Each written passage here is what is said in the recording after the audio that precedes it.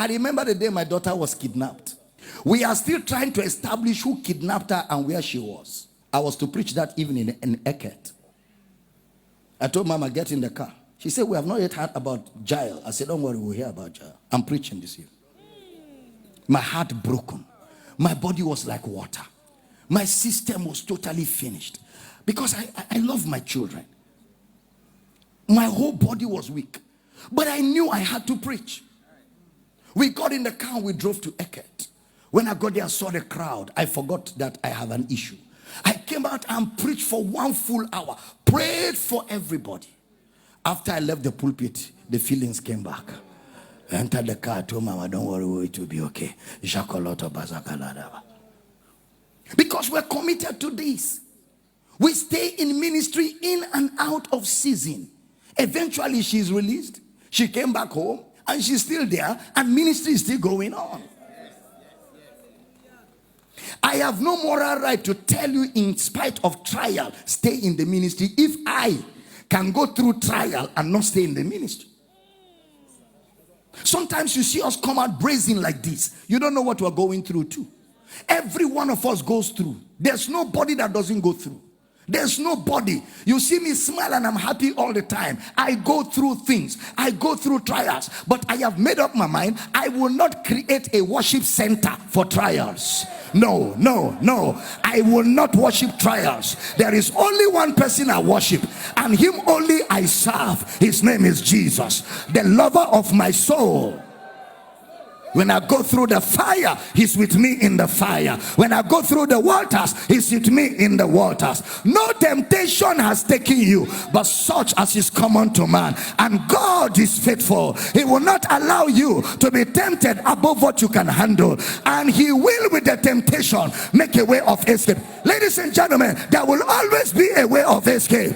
Higher. There will always be a way of escape.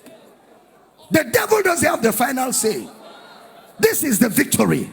We have it that overcometh the world, even our faith. Count it all joy when you fall into diverse temptations, trial and tests, knowing this, that the trying of your faith worketh patience. Let patience have a perfect way, that you may be perfect and entire, wanting nothing.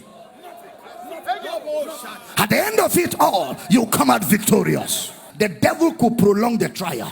The prolongation of a trial is still a trial of your roots.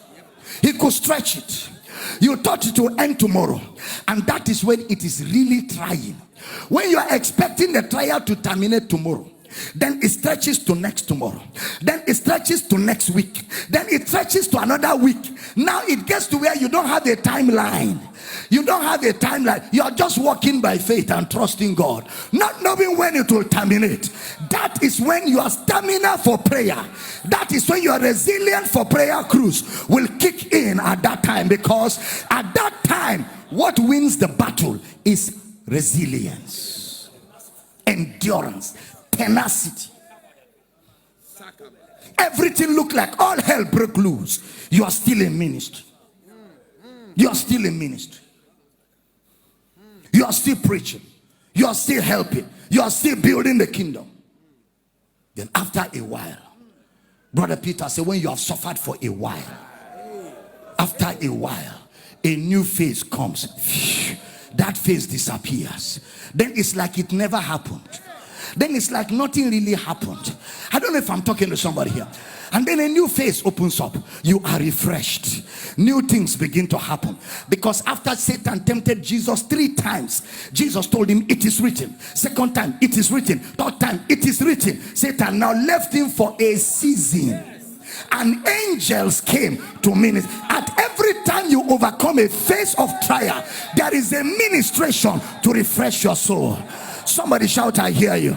Yeah. You are not alone. Never quit ministry for trial. Even if you are not in ministry, you will be tried. So don't quit ministry for trial. Stay in it. Stay in it. Pray, stay. Take messages. Play them and fire up. Gather brethren. Be in fellowship.